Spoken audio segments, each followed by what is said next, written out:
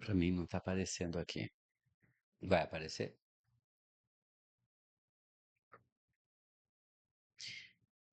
Perfeito.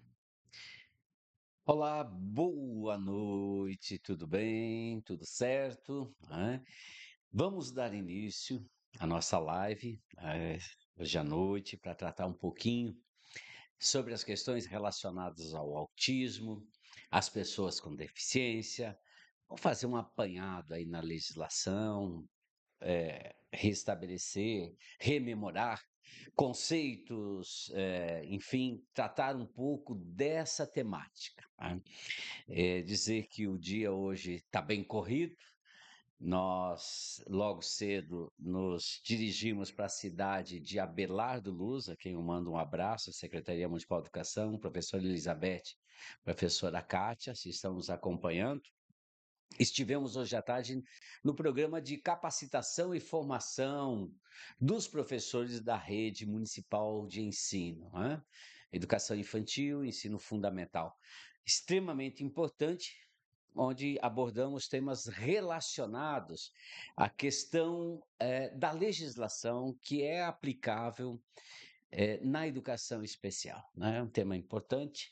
Amanhã de manhã, na terça-feira, portanto, estaremos no município de Xaxim, também tratando desse tema. Acho extremamente relevante, né, o trabalho que a gente procura fazer enquanto advogado, enquanto pessoa que pesquisa, enquanto pai de um autista, né, enquanto pai do Eduardo Martins de Quadros, que é autista e que muitos de vocês já o conhecem, enfim, com 26 anos.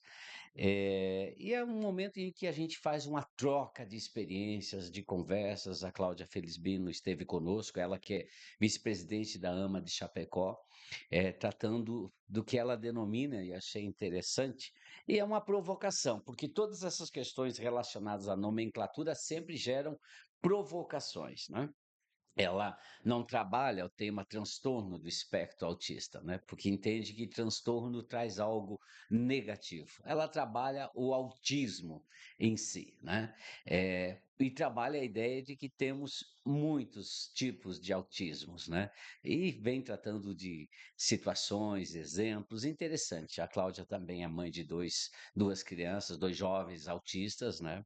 E é bom que traz a experiência enquanto educadora, enquanto mestre na área da educação e também enquanto mãe, enquanto militante da Associação dos Pais e Amigos dos Autistas de Chapecó. Trazer essas informações, né? E vamos, aos poucos, conversando um pouco sobre essa questão da temática da nossa live, né? É isso aí, estão acertando os microfones aqui, né? O Adriano, agradecer ao Adriano, a Dandara, que estão nos assessorando, que estão nos ajudando. Provavelmente eu devia estar falando de forma desfocada aqui, ele está acertando o microfone, sem problema nenhum. Veja só, grande questão, né? Os autistas são considerados pessoas com deficiência? E essa definição ela é extremamente importante, porque a partir dessa premissa, a partir desse ponto de partida, nós podemos discutir os demais direitos relacionados e garantidos às pessoas com deficiência, né? É a primeira legislação que trata diretamente sobre a condição do autista ser uma pessoa com deficiência é a política, a lei 12.764, a lei Berenice Piana, que pela primeira vez ela traz lá no parágrafo 2º do artigo 1º, dizendo que as pessoas no transtorno do espectro autistas são considerados pessoas com deficiência nos termos da lei.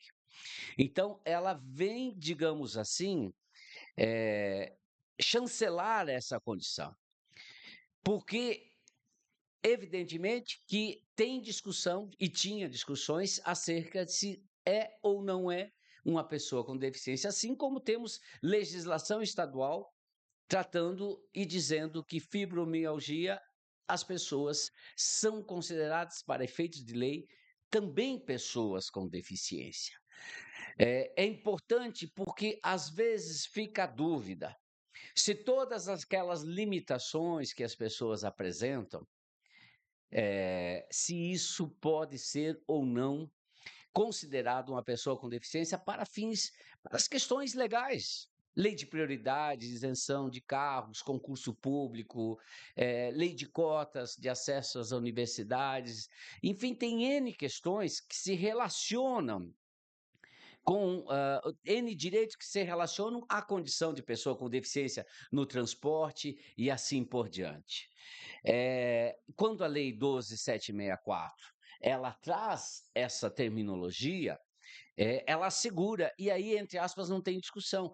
Digo isso por quê? Porque a Convenção Internacional de Defesa dos Direitos das Pessoas com Deficiência, aprovado na ONU em 2007, e depois ratificado e internalizado no Brasil, né? Ela foi, ou seja, tem vigência a partir de 2009. Ela trabalha nessa nova conceituação do que sejam considerados e caracterizados as pessoas com deficiência. Ela abandona o modelo exclusivamente médico, que um determinado laudo médico com a CID dizia se era ou não pessoa com deficiência. Ela traz uma nova concepção, um modelo social e humanitário de pessoas com deficiência. E ela vai além do modelo médico. Ela diz que são consideradas pessoas com deficiências aquelas que possuem impedimentos de longo prazo, cujos impedimentos, vamos lá, pessoa com baixa visão é um impedimento, autista, questões de socialização, interação, comunicação, são impedimentos. Esses impedimentos em interação com as barreiras existentes é que limitam a participação da pessoa com deficiência na sociedade. Ela tira da responsabilidade da pessoa a superação da sua deficiência, da sua condição médica, biológica, e ela transfere para a sociedade a responsabilidade, ou seja, o nível de barreiras encontradas por uma pessoa para o exercício dos seus direitos é que vai determinar o quanto ela está ou não incluída na sociedade. Então, nós temos N tipo de barreiras. As barreiras atitudinais, de preconceito, de desrespeito, desconhecimento da condição da pessoa com deficiência, as barreiras arquitetônicas, de prédios, prédios públicos, salas de aula, hospitais, falta de rampa, falta de piso tátil, são barreiras arquitetônicas, as barreiras urbanísticas, as barreiras de vias sem calçadas, sem rampas de acesso, nas arquitetônicas, prédios sem rampas sem elevadores, sem rampas. São as barreiras no transporte público, um transporte público que não garante o acesso às pessoas com deficiência, baixa mobilidade, idosos, gestantes, as barreiras tecnológicas, não é isso? Não possibilitar que as pessoas consigam acessar essas tecnologias. Então, são N barreiras que elas existem, que permeiam o nosso dia a dia, e essas barreiras é que impedem essas pessoas de exercerem os seus direitos. Então, a responsabilidade, ela passa a ser da sociedade, responsabilidade da inclusão, e ela pode ser superada de N formas. Você pode ter a lei de cotas, por exemplo, em concursos públicos. Você tem a lei que garante que as empresas de 100 a 200 funcionários têm que ter 2% dos funcionários contratados na condição de pessoa com deficiência, e conforme vai aumentando o número de funcionários dessa empresa, vai aumentando o percentual, chegando a 5% das pessoas contratadas. Então, é importante que a superação dessas barreiras, a barreira do acesso ao trabalho, ela é criado mecanismos compensatórios em que a pessoa pode inscrever-se num concurso público, no processo seletivo, pode inscrever-se num trabalho na condição de pessoa com deficiência, né? Muitas vezes dentro das suas limitações, suas características e assim por diante. Então, a gente ter essa concepção, a gente coloca para a sociedade, nós todos somos responsáveis pela inclusão, não é mais um esforço pessoal da pessoa com impedimentos de ordem sensorial, mental, intelectual, físico. Tá? É uma responsabilidade da sociedade a plena inclusão. Então, a partir dessa Convenção Internacional da ONU, nós podemos dizer também, não é isso, de que a avaliação da condição da pessoa com deficiência para fins de garantia e acesso aos direitos, ela deve ocorrer do ponto de vista de uma análise biopsicossocial. Ou seja, a análise médica das condições clínicas, das condições biológicas desse ser humano vai ser levado em consideração, mas vai ser levado em consideração também os aspectos sociais da inclusão e das barreiras existentes. Isso já estava na Convenção Internacional dos Direitos Humanos, que foi internalizado no Brasil em 2009. Por isso que, no meu entendimento, sim, se nós, antes de 2012, antes da Lei Maria da Penha, Maria da Penha não, Berenice Piana, se nós tivéssemos que fazer uma análise se as pessoas no espectro autistas eram ou não consideradas pessoas com deficiência, eu diria que sim, que isso era possível, mas veio a lei e consagrou isso. Depois vem a Lei 13.146/2015, que é a Lei Brasileira de Inclusão. Eu diria que é o Estatuto das Pessoas com Deficiência, e ela trabalha mais detalhadamente todas essas questões. Trabalha os direitos das pessoas com deficiência, né? Direito à habitação, à educação, à saúde, ao lazer, ao transporte, à vida digna, o direito ao casamento, à vida reprodutiva. Todas essas questões são trabalhadas. E digo para vocês, a Lei 13.146, ela começa a ter uma nova concepção do cidadão, da pessoa com deficiência, que antes era tida como incapaz. Incapaz. Na maioria das vezes, sujeita à interdição, à nomeação de uma outra pessoa para representá-lo nos atos da vida civil. A partir de 2015, muda-se inclusive a conceituação da capacidade civil das pessoas com deficiência. Elas são sujeitas de direito, elas exercem diretamente os seus direitos. E a questão da interdição, ela é uma exceção, uma exceção. E quando acontece a interdição, para duas situações, apenas para as questões patrimoniais e financeiras. Patrimoniais e financeiras. Os demais direitos, direito de casar-se, de ter filhos, direito de trabalhar, todos os demais direitos não são tutelados por um curador. E somente busca-se a interdição de uma pessoa com deficiência quando ela não puder exprimir a sua vontade. Então, é muito comum nós, no direito, eu que sou advogado, enfrentar situações em que o juiz pede e determina a interdição. E aí tem que fazer toda uma discussão de que a interdição é uma excepcionalidade, ou seja, é uma exceção. Não é mais regra como era antigamente. Vamos tomar uma aguinha. 53. Uhum.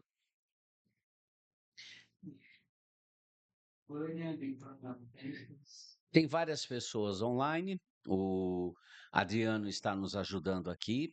Eu acho que as pessoas que quiserem participar também, né, perguntando, pode já ir perguntando, porque eu não estabeleci tempo inicial, né, a ideia é no máximo 45, 50 minutos. Para isso, se ficarem dúvidas, a gente fica à disposição. Retomando agora para a questão se as pessoas se os autistas são considerados ou não pessoas com deficiência.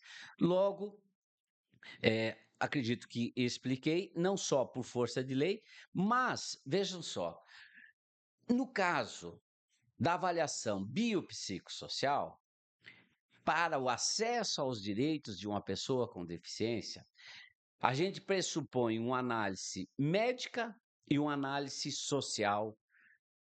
E quando a gente vai fazer essa análise para ver se a pessoa caracteriza-se ou não como uma pessoa com deficiência, nós temos que levar em consideração diversas questões.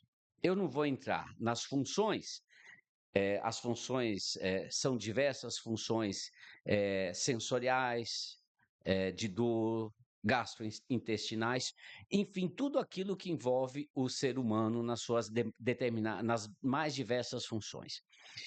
Vamos lá, quais são as principais características que podem levar a um diagnóstico da pessoa autista? Né? Geralmente, ela apresenta problemas relacionados a restrições, limitações, melhor dizendo, relacionadas à socialização, à interação social, comportamentos repetitivos, digamos assim, uma inflexibilidade cognitiva, tem, digamos, comportamento restritivos. São N situações que, se for analisado sob a ótica da análise biopsicossocial, dizer que não houvesse a lei berenicipiana, nós podemos analisar, por exemplo, um dos domínios que é analisado para uma aposentadoria da pessoa com deficiência. E aqui eu poderia entrar diretamente na Lei 142 de 2003, que é a aposentadoria da pessoa com deficiência. São 7 domínios que devem ser analisados pelo perito médico ou pelo perito social. Primeiro domínio, o domínio sensorial, que são as limitações que as pessoas autistas têm, domínio sensorial, de ouvir e observar. Então, nós temos que verificar se essa pessoa no autismo, se ela tem uma maior ou menor dificuldade. Mas uma outra situação que caracteriza-se para as pessoas com autismo, que é a questão da comunicação. Veja só, quando um perito vai analisar uma pessoa com deficiência, isso estou falando síndrome de Down, uma pessoa com deficiência mental, um esquizofrênico, bipolar, um transtorno de ansiedade, uma depressão, uma pessoa com deficiência intelectual, pessoa com deficiência física, visual. Quando ele vai analisar, ele analisa as pessoas em todos esses domínios. E cada domínio desse tem atividades ali dentro que a gente precisa. E aí o seguinte, se a pessoa não consegue, por exemplo, receber mensagens, porque ela tem deficiência visual e deficiência auditiva, então, nesse tópico, receber mensagens, tá certo? Comunicar-se, receber mensagens, não é só receber, mas entender, interpretar e saber o que está recebendo de mensagem, se ela não consegue, ela é conceituada com 25 pontos. Se ela consegue, mas com a ajuda de terceiros, 50 pontos. Se ela consegue, mas de forma mais demorada ou adaptada, ela recebe 75 pontos. E se ela tem todas as habilidades de receber mensagens na comunicação, ela recebe 100 pontos. Isso é o quê? Quanto menor a nota que ela recebe do ponto de vista médico e social, maior o nível de suporte. E assim como a lei trata, a deficiência ou ela é leve, moderada ou grave, conforme a pontuação que ela for recebendo. Então, veja só, para poder chegar à caracterização de uma pessoa com deficiência, eu preciso analisá-la sob o aspecto da comunicação, domínio comunicação. Primeiro deles, uma das atividades, que vai receber 20, 50, 75, 100 pontos, receber mensagens. Outro, essa pessoa consegue comunicar-se e produzir mensagens. Nós temos muitos autistas que têm dificuldade de produzir mensagens, ou escrever, ou falar. Então, no quesito comunicação, pela aposentadoria, pela análise biopsicossocial, ele vai receber uma nota baixa. Conversar, nem todos os autistas conseguem manter um nível de conversação. Geralmente, precisam de ajuda de terceiros. Cada autista é uma caracterização. Tem autistas que conseguem, sim, desenvolver um nível de conversação. Discutir. Discutir é o seguinte: estar numa palestra, entender o que está falando e se contrapor, elaborar. Então, são atividades que devem ser analisadas. Outra atividade, mobilidade, que tem dentro do domínio de mobilidade. Ter movimentos finos com as mãos. A gente sabe que boa parte dos nossos filhos autistas tem dificuldade com os movimentos finos, desde amarrar um sapato, desde andar de bicicleta, pegar um lápis para escrever. Outra questão envolvendo mobilidade, deslocamento. Deslocamento, sair de um lugar e ir para outro, sair caminhando na rua ou pegar um transporte público. Quantos dos nossos filhos autistas têm essa habilidade e desenvolveram essa atividade de forma autônoma? Então, veja que para analisar as condições da pessoa com deficiência, e agora eu vou para outro domínio, cuidados pessoais. Veja só, olha só as atividades. Lavar-se, cuidar do corpo, controlar a micção e a defecção, vestir-se, comer, identificar agravos à saúde. Aqui, talvez, é onde mais as crianças autistas, jovens e adultos, e até vou contar uma situação aqui. O Eduardo, meu filho, tem 26 anos. Essa semana, ele inventou o banho rápido. E o banho rápido dele é o seguinte: é lavar apenas as partes que mais cheiram no corpo humano, tá? Porque aqui está lavar-se. E olha que eu lembro que ele tinha muita, mas muita dificuldade. O Eduardo, para tomar banho sozinho, demorou muito. E foi uma, foi duas, foi três, foi quatro, foi 20, 30, 40 vezes. Eu nunca esqueço uma médica que me disse: se o seu filho não autista, tenho 2 filhos, o Lucas não autista e o Eduardo autista. Se o filho não autista, você falar 5, 6 vezes, ele vai aprender a amarrar o sapato, andar de bicicleta, ele vai aprender a ter cuidados pessoais, vai poder identificar perigos. O filho autista, você vai ter que repetir 10, 20, 30, 40, 50, 60 vezes. E é assim que funciona a receptividade deles com as informações, a forma do cérebro deles. Os comandos neurológicos deles são diferentes das demais crianças. Então, daí ele está agora, essa semana, olha só, com 26 anos, ele só lava os pés, as partes íntimas e as axilas.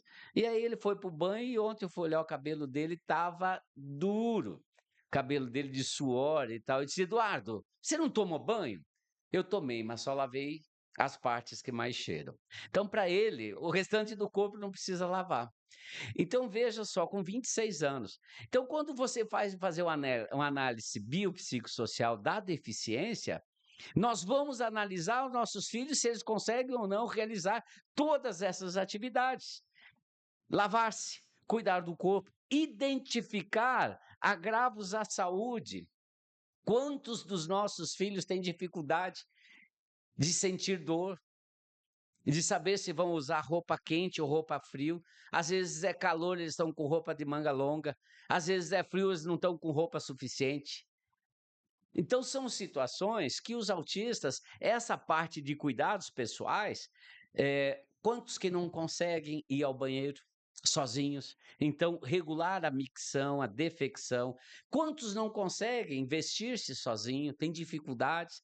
E é um processo todo de, digamos assim, de repetição, repetição, repetição.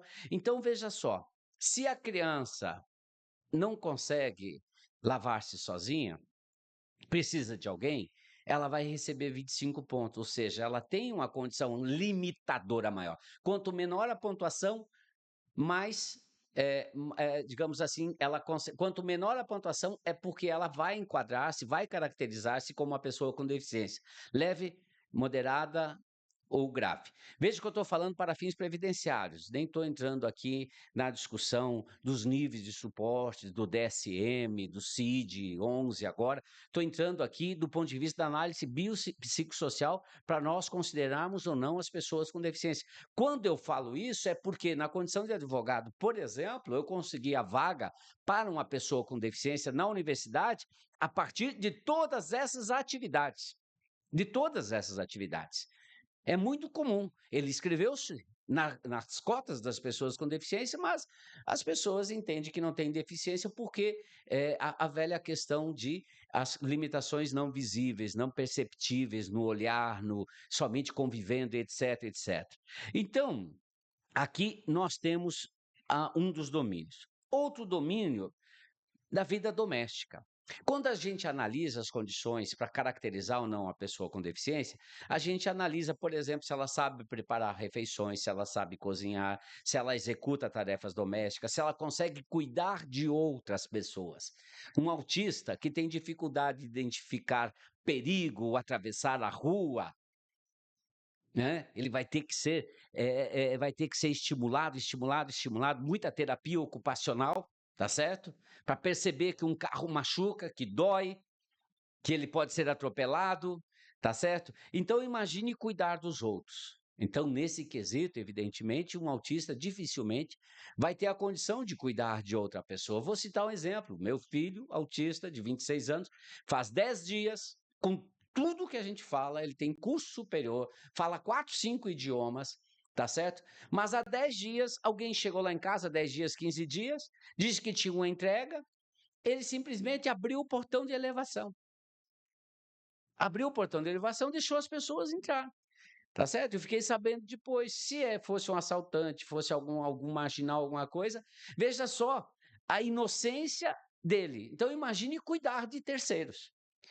Porque por mais que você explique para eles não têm a mesma dimensão da dor, do sofrimento, das maldades que existem no mundo. É assim que são os nossos filhos autistas. Então, evidentemente, eu não estou aqui dizendo que eles são incapazes, estou dizendo aqui que eles têm limitações. Outro domínio que deve ser analisado: educação, trabalho e vida econômica. Quantos dos nossos filhos vão conseguir acessar o mercado de trabalho?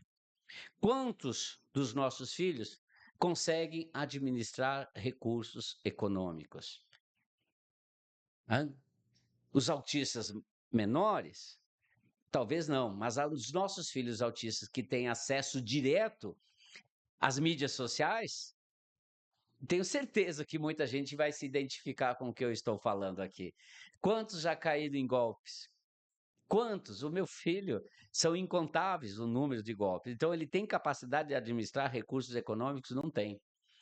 Não tem. Porque ele. E ainda, a minha dificuldade, como ele fala espanhol, fala inglês, como ele fala francês, alemão, eu acordo de madrugada, ele está conversando com pessoas do resto do mundo que logo veem toda a inocência dele, e daí ele, eu brinco que ele cai em golpe em tudo que é idioma, né?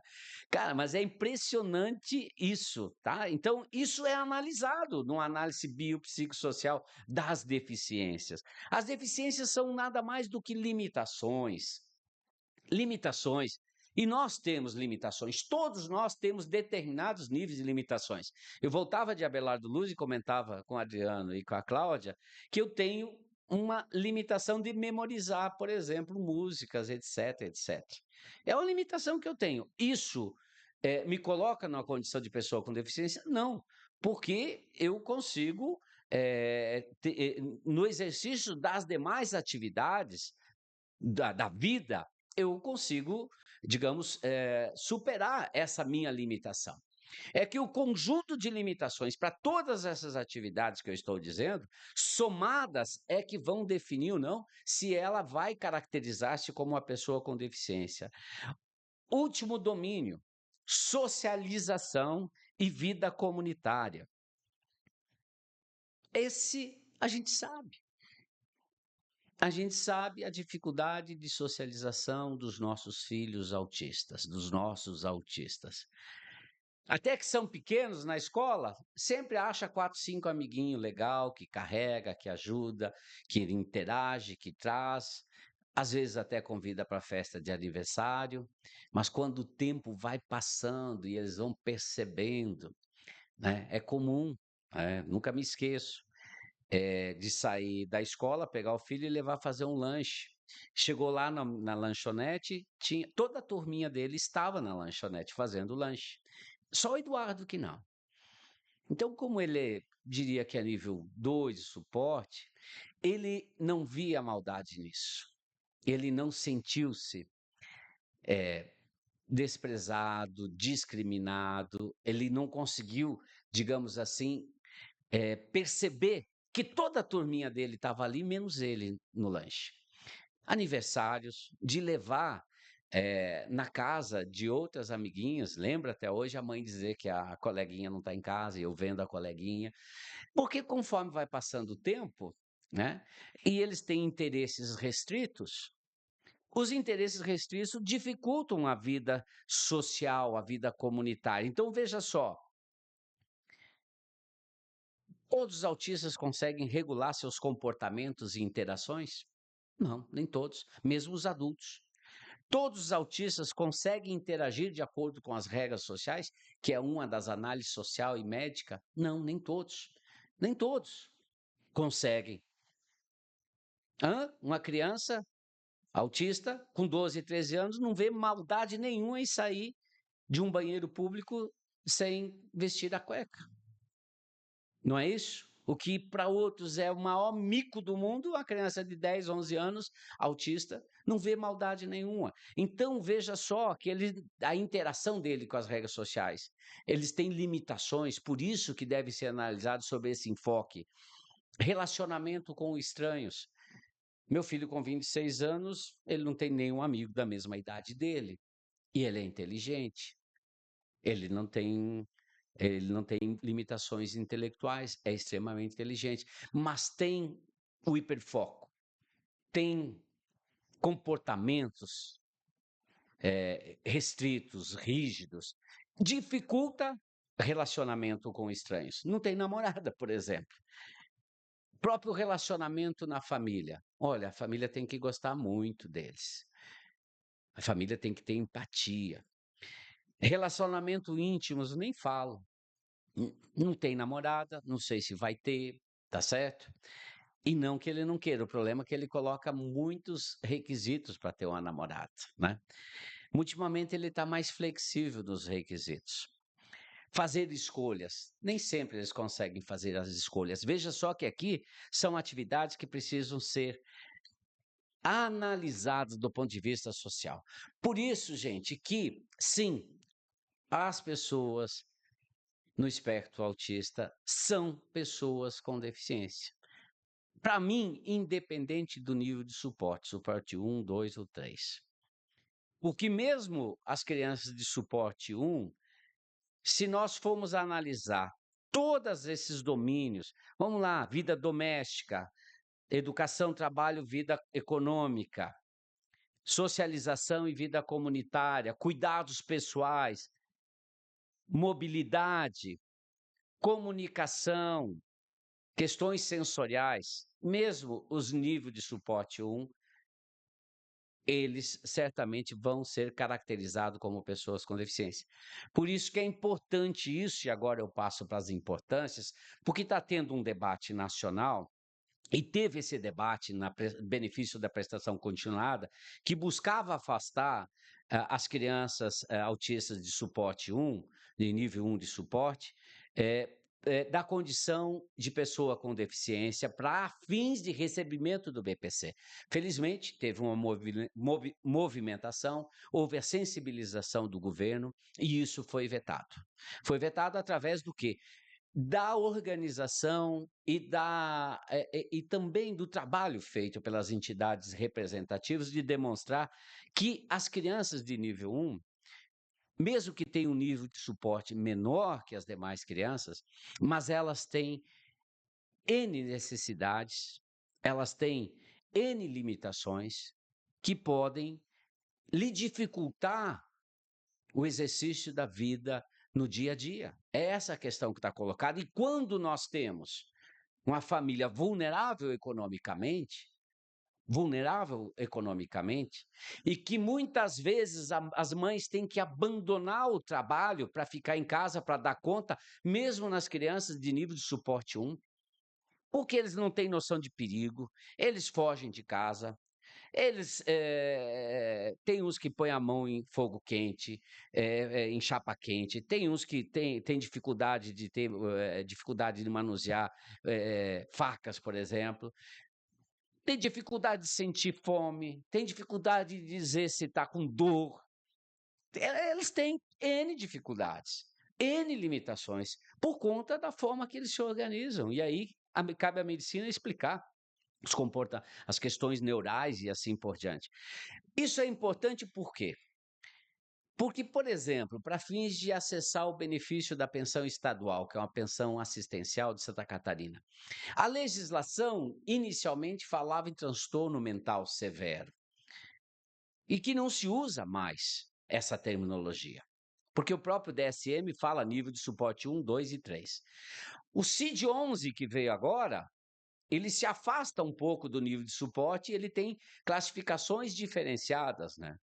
Do TEA, vem para questões funcionais da linguagem, se tem ou não associado deficiência intelectual e assim por diante. É importante porque, definindo que a pessoa autista é uma pessoa com deficiência, nós vamos poder discutir o quê? A nível local, eventualmente, se um município tem legislação que prevê isenção de IPTU para as famílias que tenham alguma pessoa na condição de pessoa com deficiência. Certo? Importante. Segundo, prioridade nas matrículas nas escolas. Prioridade no atendimento nos ambientes de saúde. Se a pessoa autista, na condição de PCD, se vai ter o vale transporte gratuito naquelas cidades onde que tem o transporte. Se vai conseguir, para aqueles que têm condições, comprar um carro zero, buscar a isenção de IPVA e IPI dentro das normativas estaduais e federais. Se vai conseguir, quem consegue viajar de avião, se vai conseguir passagem, desconto para a pessoa que é acompanhante. Se vai ter prioridade na fila do banco, na fila do supermercado, na fila do aeroporto e assim por diante. Então, todas essas questões, elas são determinantes para a gente buscar estabelecer o exercício dos demais direitos, se vai ter o direito à prioridade na matrícula na rede pública de ensino, se vai ter também, nessa condição, o direito de um profissional de apoio em sala de aula ou de frequentar o atendimento educacional especializado, sala de recursos. Vocês vejam que é uma gama de situações, se vai ter isenção para aqueles que recolhem imposto de renda.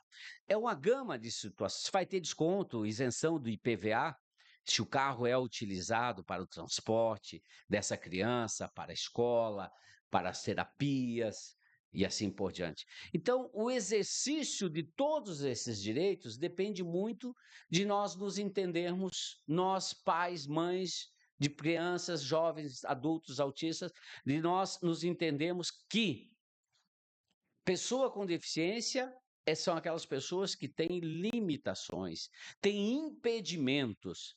E esses impedimentos de ordem sensorial, de comunicação, de socialização, de interação social, de impedimentos de ordem de alimentação, se esses impedimentos estão criando obstáculos para a plena participação dessa criança em todos os espaços, para o exercício dos seus direitos e estar na sociedade para se desenvolver, desenvolver suas potencialidades, desenvolver suas habilidades. Sim, tem pais e mães que dizem: meu filho é autista, mas não é pessoa com deficiência. Essa mesma família está sendo capacitista. Porque a condição de pessoa com deficiência não é algo que diz que ela é incapaz. Não, muito pelo contrário. Ela tem muitas capacidades e potencialidades, habilidades, desde que tenha o diagnóstico precoce, tenha a estimulação precoce na área de saúde, São todas questões importantes. Se tiver que entrar com processo judicial para conseguir um profissional de apoio, para conseguir atendimento nas terapias DTO, de fono, ou até mesmo de atendimento neurológico, se vai ter que entrar com o processo judicial, vai ter prioridade na tramitação desse processo, ou seja, ele vai tramitar de forma mais rápida para acessar os direitos. Veja só, 8h10. Eu passo, a partir disso, responder as perguntas, porque eu fiz um apanhado aqui e nem estou entrando no exercício de cada um desses direitos, e as pessoas, tu lê para mim, eu vou respondendo, é isso, Adriano? Tá bom. O pessoal que tiver aí, já aproveitando, né, Adriano, nós também temos o site paulinhodasilva.com.br, né? As pessoas que quiserem ir lá se cadastrar para receber informações, mas hoje muito das questões que a gente exerce no dia a dia, né?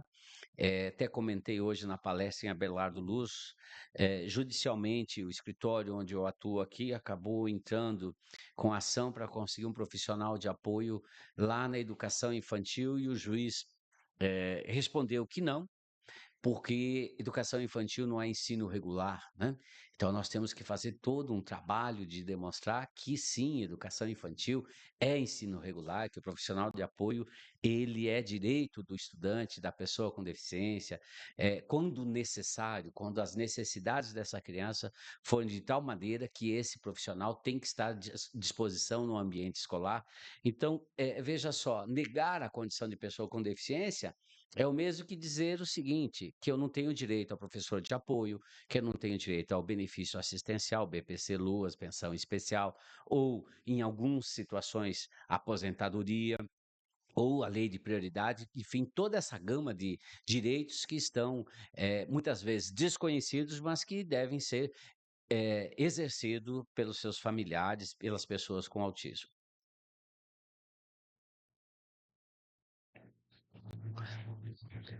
Pode fazer as perguntas aí, Adriano. Agradecer a todos, né, Adriano? Dandara, muita gente participando, muita gente mandando um ok, um like. É importante isso, e é uma forma de trazer informações aí, né, para todas as pessoas que às vezes não sabem onde recorrer. A Débora pergunta: duas crianças autistas N3 de suporte podem dividir a mesma segunda professora na mesma turma? Vamos lá, é uma grande questão e a gente está tendo problemas seríssimos, tá? A legislação, ela não trata de um número de crianças que pode ser atendidas na mesma sala com o mesmo profissional de apoio. Não trata disso. O que existe agora, recentemente, no parecer 50 do Conselho Nacional de Educação, orientações para a formação dessas turmas, tá certo? E a lei sempre fala de acordo com a necessidade, você vai ter ou não profissional de apoio, tá certo? E, evidentemente, que o gestor levar em consideração diversas questões para definir quantas crianças vão ser atendidas na mesma turma. Veja só, se você tem uma criança altamente hiperativa e já tem uma outra criança com deficiência que consegue manter-se na carteira, e essa criança hiperativa, ela vai sair da sala de aula, vai ter que fazer uma abordagem, uma construção, esse profissional de apoio vai ter que buscá-la, tem um nível de suporte maior, aí eu diria para ti que não, que o professor não dá conta. Já tive situações judiciais em que o judiciário determinou um único professor para aquela única criança. Por quê?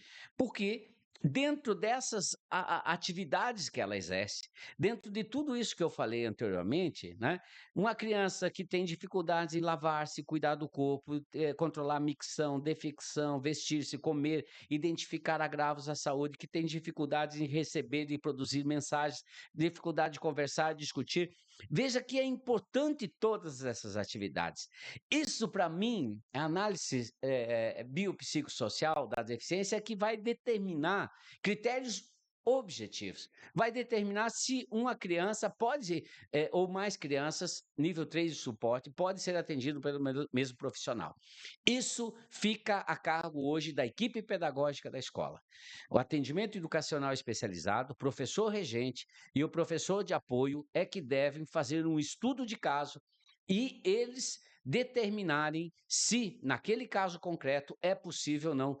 Vamos lá, se você tem 2, 3 crianças com deficiência intelectual, mas que elas têm um nível de necessidade menor, muitas vezes, 2, 3 crianças menor que um autista nível 3 de suporte, evidentemente que às vezes essa mesma professora pode dar conta.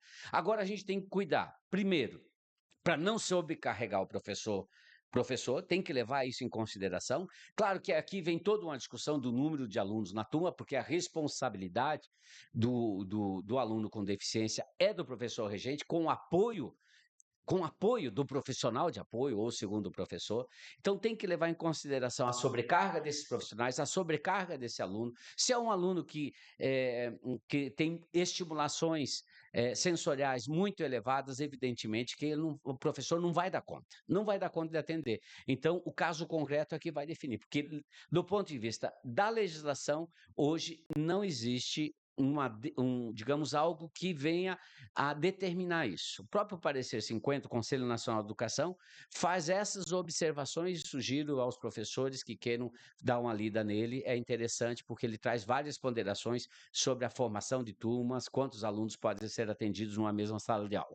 Se está prejudicando se está prejudicando o aluno, ele não está conseguindo desenvolver suas habilidades, aí você não tem inclusão, você tem segregação. Então, evidentemente que demonstrado que o aluno não está tendo a inclusão, o suporte necessário, claro que nesse caso ele não pode, não é por uma questão de exclusivismo, mas uma questão de necessidade, ele não pode atender 3, 4 crianças com um nível de suporte elevado. A Tari Souza pergunta: CID 10, F84.8, F83, G40.9 dão direito ao segundo professor?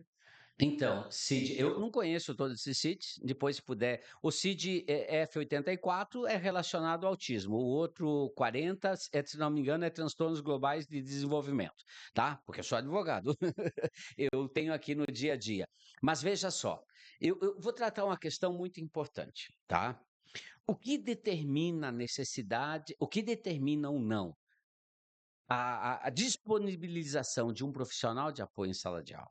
O que determina ou não se ele vai para uma sala de recurso, para o AE, são as suas necessidades.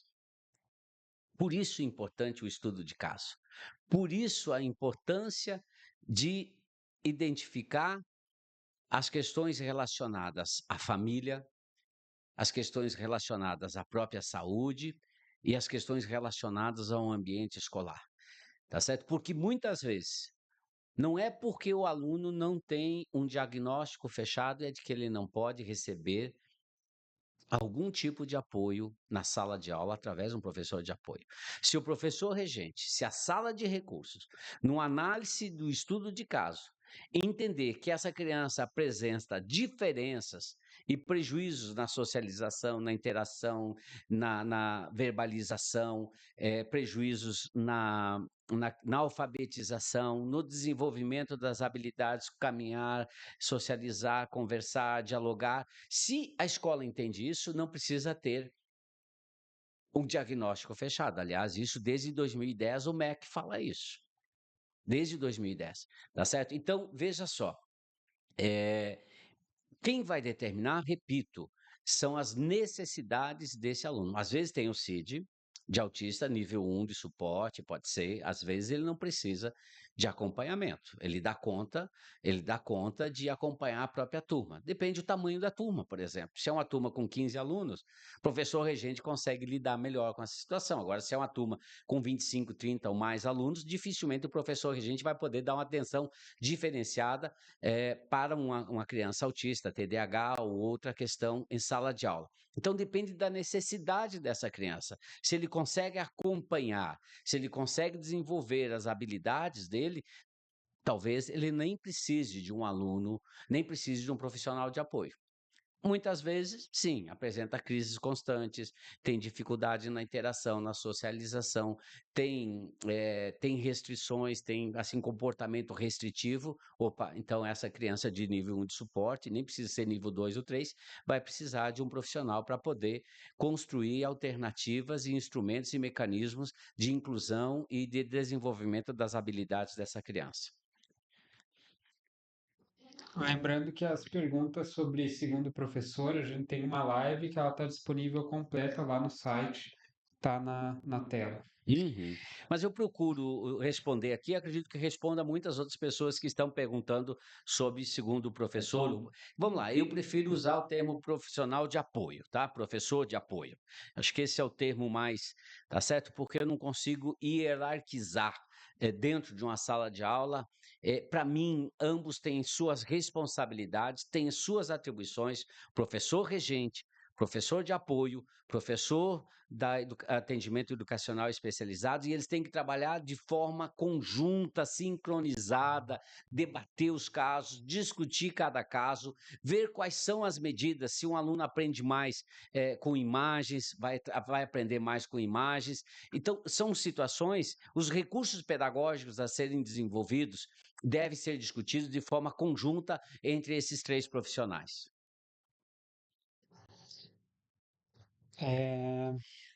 Vamos lá.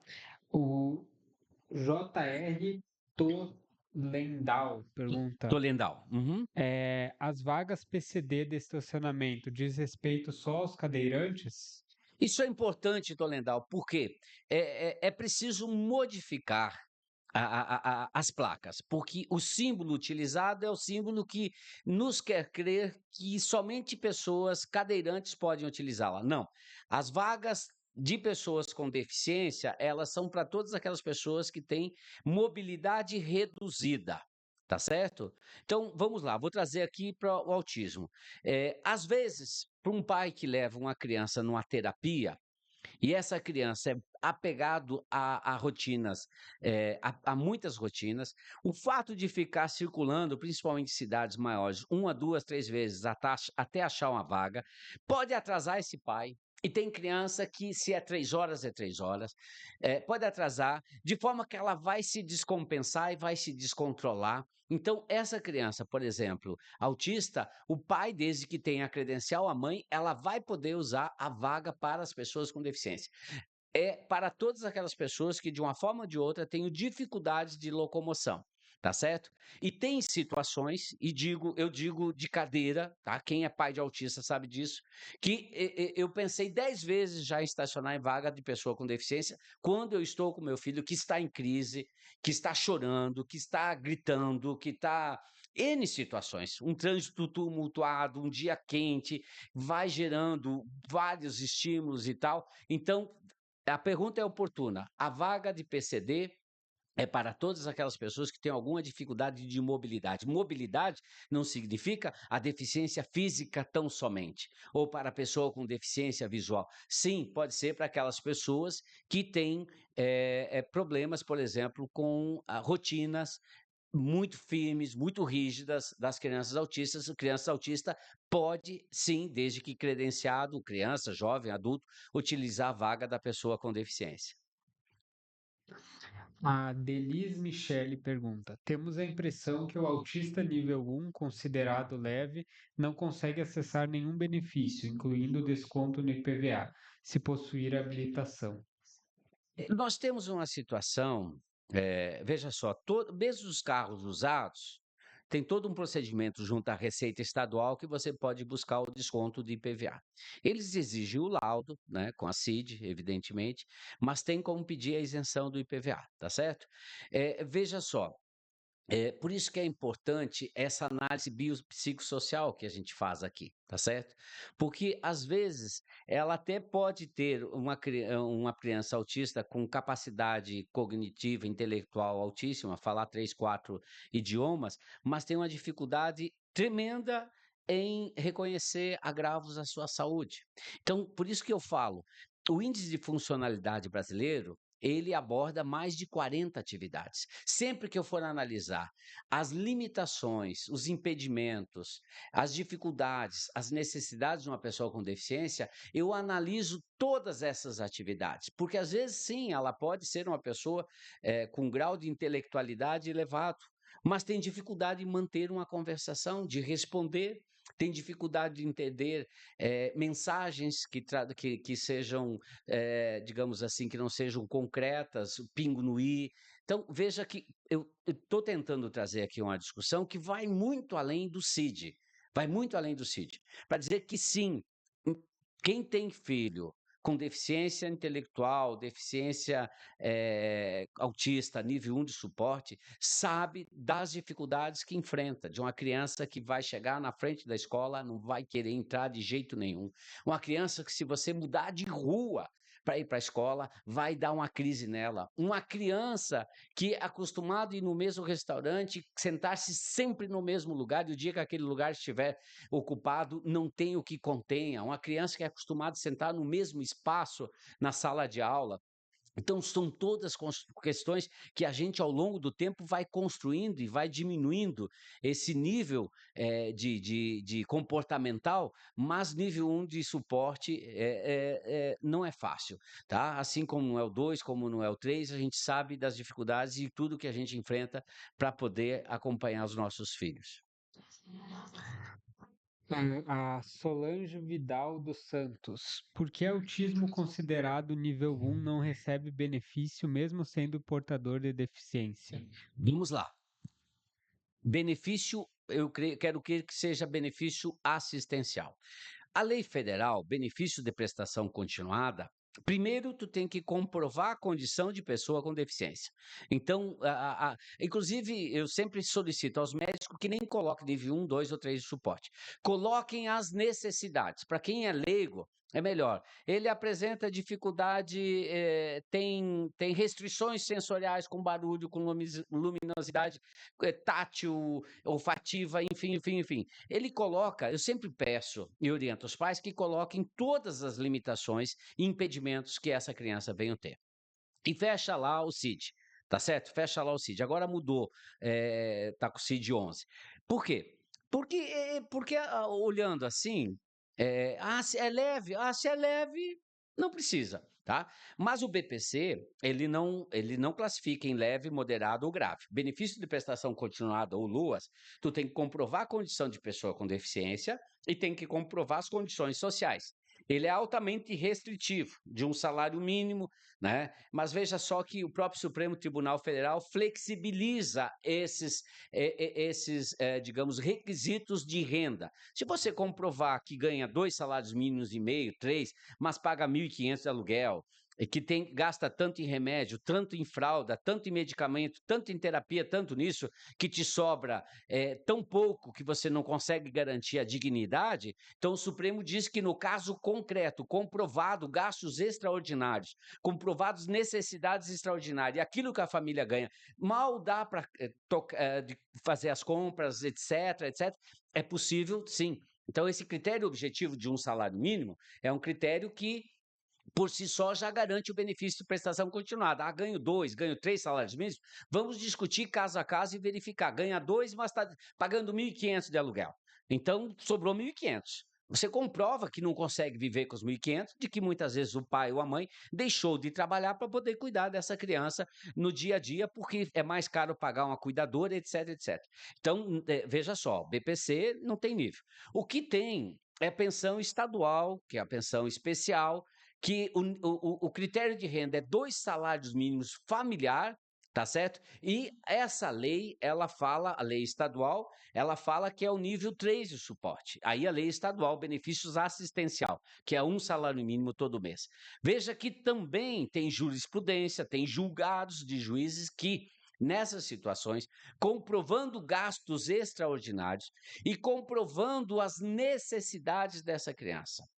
Muitas vezes ele tem um diagnóstico fechado, em nível 1, nível 2, mas as limitações que ele apresenta de cuidados pessoais, de comunicação, de socialização, de vida doméstica, de interação, vida comunitária, de trabalho, de vida econômica, na faixa etária que ele se encontra, se ele dificilmente vai conseguir ter uma vida remunerada, um trabalho remunerado. Nessas condições, você leva em consideração o quê? As limitações e as necessidades dessa criança, mesmo que às vezes o profissional médico feche nível 1, 2 ou 3 de suporte. Então, é possível sim, aí tem que, evidentemente, buscar julgados, jurisprudência, ter uma boa perícia social, uma boa perícia médica perante o juiz, que diga, olha, quais são as limitações? Essa criança tem noção de perigo? O desenvolvimento dela tá dentro do esperado para a faixa etária dela, tá certo? Ela entende piadas, ela entende sarcasmos, ela entende, ela consegue preparar o seu próprio lanche, ela consegue. Então, tudo isso tem que ser analisado. Por isso que é importante o índice de funcionalidade brasileira. A gente fugiu um pouco desse nível 1, 2 ou 3 de suporte. Quem tem filho sabe.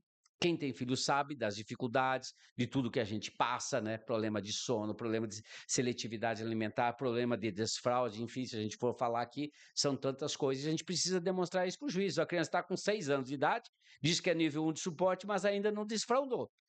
Tá certo? Então, ela apresenta limitações de tal ordem de que precisa cuidados com a higiene pessoal dela e que precisa ter uma pessoa acompanhando ela. Então, veja que a gente tem que trabalhar todos os domínios, todas as funções dessa criança e tudo que ela tem que realizar e se ela consegue realizar com uma certa autonomia ou se ela precisa de ajuda de terceiros. A Delis Michele pergunta: INSS pode negar pensão por morte para o filho que perdeu o pai, contribui, contribuía e o filho autista, mas maior de idade, embora ainda estude dependência da pensão? Veja só, gente. Critério de pensão por morte das pessoas com deficiência. Aqui não é só autismo, pode ser deficiência intelectual, síndrome de Down, todos os tipos de deficiência, tá? Mesmo aqueles maiores de 21 anos no INSS. Se comprovado, tem que comprovar de que a condição de deficiência dessa pessoa, desse jovem, desse adulto, e de que ele dependia economicamente daquela pessoa falecida.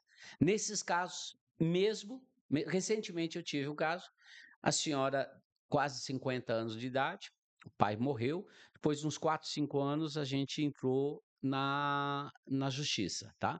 E evidentemente, o nosso grande problema ali é que ela não guardava exames, atestados e tal, foi comprovar que ela possuía deficiência intelectual antes da morte do pai dela. O pai dela morreu 5 anos atrás, então, portanto, a dependência e a condição de pessoa com deficiência tem que ser anterior ao falecimento do pai dela. A gente conseguiu comprovar por testemunhas, conseguiu comprovar por um documento lá que ela teve a meningite quando do nascimento, desenvolveu limitações intelectuais e que ela precisava da ajuda. Daí vai para uma perícia social, de que a gente vê as condições de miserabilidade que essa pessoa está vivendo, né? Na dependência de terceiro, de familiares, de irmãos, de vizinhos, né? Comprovando. Então, você tem que comprovar que tem a condição de deficiência antes do falecimento da pessoa, mesmo aquelas pessoas sendo de maior, e tem que comprovar a necessidade, ou seja, que ela depende dessa verba para ter uma vida digna, uma vida que garanta, digamos assim, um mínimo existencial, né? Que ela tenha lá condições de moradia, de vestir-se, de locomover-se, de transporte, etc, etc. Sim, é possível. Se o INSS negou, e tiver cumprindo esses requisitos, é o caso, portanto, de ajuizar uma ação de pensão por morte aqui. A Luciele Medeiros Muniz pergunta: Meu filho TEA nível 1, TDAH e deficiência auditiva bilateral, 50% usa aparelho auditivo, tem 17 anos. É considerado PCD? Com certeza é considerado PCD, só pela condição de surdez bilateral. tá certo? Quer dizer, deficiência auditiva bilateral, tá? Isso já está na legislação com relação a isso. Aí, mais as questões relacionadas ao autismo, com certeza ela é considerada uma pessoa com deficiência. Porque ela tem limitações, por exemplo, uma das questões para as pessoas com deficiência mental, auditiva, é receber mensagens, né? Receber mensagens. Muitas vezes ela não, se ela tem uma deficiência auditiva, ela sequer pode receber uma ligação, né? Hoje ainda a gente tem tecnologia e tal que nos possibilita trocar mensagens pelo WhatsApp e assim por diante, mas sim, ela é considerada sim uma pessoa com deficiência. A Neiva Agnoleto Panceira. Minha filha, 15 anos, não socializa. Tem TEA nível 1, não consegue fazer o próprio alimento, não toca em nada, tem muito nojo. Toque TDAH. O que fazer? Preciso de ajuda, Paulinho. Veja só, né, Neiva, primeiro que ajuda, tu tens que procurar ajuda do ponto de vista de profissionais que possam contribuir nisso, tá? Então, por exemplo, tô aqui, se ela tem, às vezes ela tem hipersensibilidade olfativa, às texturas dos alimentos, sim, meu filho também desenvolveu seletividade alimentar. Hoje eu tenho que cuidar para ele não comer demais, né? Então a vida nos ensina, né? Alguém que ficava 3, 4 meses comendo um tipo de alimento. Então, veja só, nesse caso, Ney, vamos lá, procurar ajuda com profissionais habilitados. Primeira coisa, tu tens que procurar a rede básica de saúde, o atendimento lá no posto de saúde vai te indicar encaminhar para outras terapias, provavelmente terapia ocupacional, provavelmente neuropsicóloga, né? Outros profissionais, um nutricionista, eventualmente, outros profissionais que possam contribuir. E aqui entra, mas eu estou na fila, tá? Se está na fila, dependendo do tempo de demora, muitas vezes o caminho, infelizmente, é entrar na justiça, né? Muitas famílias que estão ou aguardando atendimento neurológico, um primeiro atendimento para fechar o diagnóstico, né? Deixa eu só ver aqui que aqui esquentou um pouquinho. Eu vou, se possível, ligar o ar aqui. Eu achei que estava ligado, eu acho que eles estão poupando energia, cara. Ligou. Então vamos lá, retomar o raciocínio aqui, tá? Está aguardando um atendimento neurológico 1 ano, 2 anos, de acordo com a realidade de cada município, né? Existe aquilo que a gente chama de SISREG, Sistema de Regulação do SUS, em que a pessoa vai à unidade básica de saúde, é atendido, esse profissional médico, ou dependendo da idade, o pediatra ou clínico geral, se é para fechar diagnóstico, vai encaminhar provavelmente com o médico neurologista. Esse médico neurologista geralmente recebe e diz: olha, preciso encaminhar para um terapeuta ocupacional, um fonoaudiólogo, dependendo dos tipos de limitações e impedimentos que essa pessoa tem. Está na fila, demorou. O Conselho Nacional de Justiça considera que passou de 90 dias, o quadro deixa de ser eletivo para ser urgente. Sendo urgente, sim, você pode entrar na justiça buscando o quê? Antecipar os atendimentos, e aí o governo ou a prefeitura oferece isso de forma direta, né, através dos seus profissionais contratados para isso, ou, em muitos casos, não tendo esses profissionais, vai ter que contratar serviços de clínicas particulares para oferecer o tratamento e as terapias. E lembrando sempre, é direito o tratamento precoce, a estimulação precoce, é direito. Então, precoce é o seguinte, o quanto antes, melhor, né? Por quê? Para a gente observar a questão da plasticidade neurológica, ou seja, quanto mais cedo, né, as pessoas que apresentam limitações e impedimentos, se elas conseguirem as terapias adequadas, elas vão desenvolver. Acabei de falar, né, meu filho, sempre foi verbal, mas não tinha uma comunicação. Hoje, quem o conhece sabe que ele fala até demais. Claro, muito relacionado ao hiperfoco dele, aquilo que é de interesse dele. A Thales Souza pergunta: quem tem direito ao segundo professor? Segundo o professor, todas as pessoas que tenham limitações e impedimentos de ordem intelectual, mental, físico ou sensorial. Tá certo? Todos, né? Eh, os autistas, síndrome de Down, deficiente intelectual, doenças raras, tá certo? TDAHs, no meu entendimento, também tem direito. Veja só, vai depender da necessidade. Todas as legislações, a LDB, Estatuto das Pessoas com Deficiência, a Lei Berenice Piana, todas elas falam de havendo necessidade. Por isso que é importante que cada escola tenha o atendimento educacional especializado, que esse atendimento, juntamente com o professor regente, discutam esse caso e, segundo o próprio Ministério da Educação, havendo necessidade pedagógica de um profissional de apoio, deve ser oferecido esse atendimento. Veja que o Ministério da Educação fala que não é necessário o laudo médico. Quem, quem diz, além do médico, evidentemente, que eu acho que o médico tendo um laudo, evidentemente, isso contribui muito, mas assim, aquela criança está 1 ano, 2 anos esperando um diagnóstico na fila do SUS. Não teve sequer o contato com o médico neurologista ainda, mas o professor está vendo que ele tem dificuldades de socializar, de interagir, tem dificuldade de não aprendeu a ler ainda, não aprendeu a escrever, ele tem dificuldade de falar, ele tem dificuldade na comunicação. Esse professor vai ficar esperando um laudo médico? Não, ele tem que conversar com um atendimento educacional especializado, discutir o caso, chamar a família, chamar a escola, de fazer um estudo de caso, né? Está em lá o parecer 50 do Conselho Nacional de Educação, diz inclusive até exemplos de perguntas, né, do ponto de vista social, comunitário, educacional, pedagógico. E aí o seguinte, opa, essa criança aqui está com um atraso significativo aqui de linguagem, de desenvolvimento motor, etc., nós precisamos estimulá-lo de forma diferenciada. Sim, nessas condições que o professor, segundo o professor de apoio deve ser garantido. Lembrando que tem a live, né, lá no nosso site, que está aí na tela, que tem só sobre segundo professor. E nós fizemos uma live já faz um tempo, ano passado Ano foi, né? passado. E está lá no site, né? paulinhodasilva.com.br, que foi uma live longa porque tivemos inúmeras perguntas, como estamos tendo hoje. Agradecer a interação, né? Veja só, eu falei que em 40, 50 minutos, mas eu estou procurando responder e o momento que entender que a gente deva ir parando, depois a gente responde individualmente, né?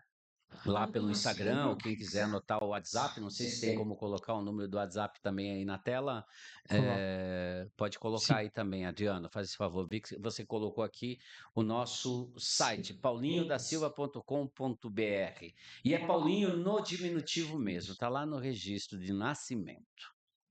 A Fran Silva pergunta se você tem algo a dizer sobre a hipnose para autistas, se conhece que tem alguma evolução positiva. Eu não me alvoro entrar na discussão sobre tratamentos, tá?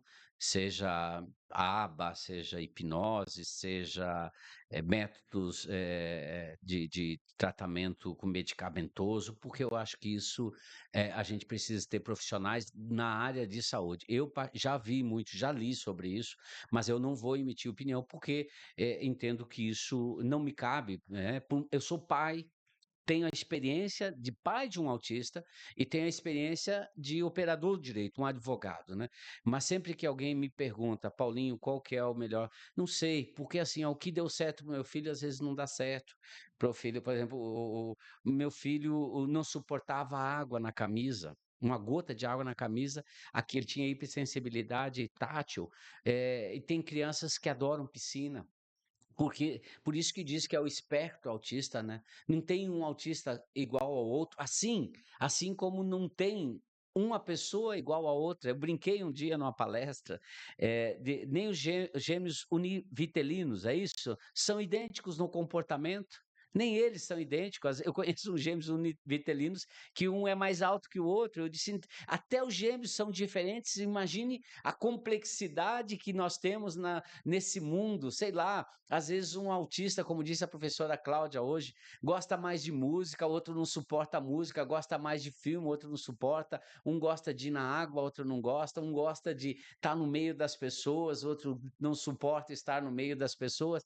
Então, é uma complexidade muito grande. Às vezes o tratamento que deu certo para o meu filho, às vezes não vai dar certo. Eu sei que eu criei eu e minha esposa Marília criamos 1001 mecanismos, 1001 formas de organizar a rotina do Eduardo, de organizar a hora de dormir, de criar condições, de superar a seletividade alimentar, sabe, de conversar, superar a falta de medo, quantas e quantas vezes ele fugiu de casa, tem autista que não foge de casa, enfim.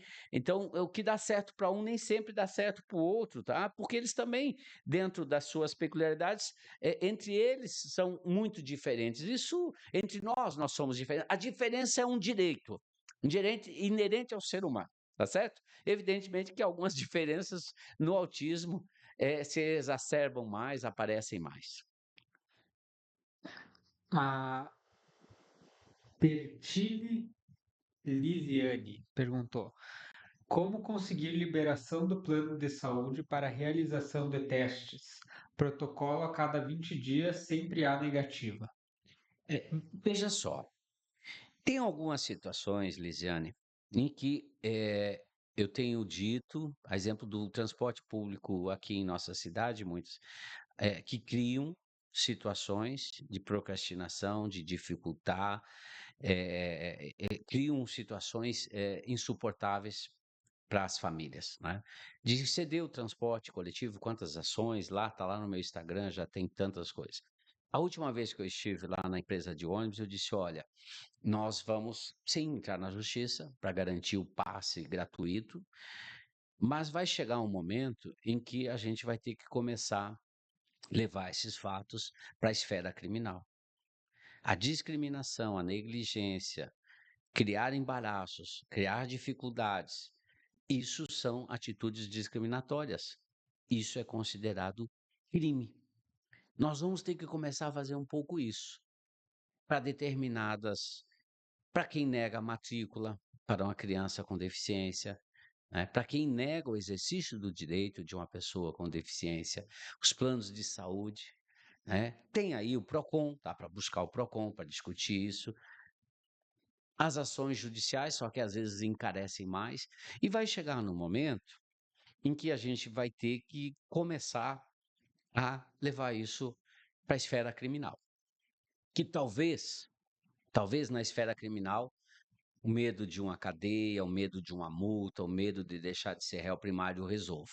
Infelizmente, tem muitas pessoas preconceituosas, capacitistas, desrespeitosas, que criam todos os embaraços para o exercício dos direitos em todos os aspectos. Esse seria o caminho. A Gisele Maria Haas comentou: meu filho vai na escola, tem coleguinhas porque são pequenos, mas no futuro vai ter colegas? Por isso que eu defendo a inclusão. Eu defendo a inclusão porque essas crianças, e aí está o papel da educação especial. A educação especial ela não pode ficar restrita ao professor de apoio, ao professor regente e à sala de recursos. A educação especial ela deve ser feita para toda a escola, para toda a comunidade escolar.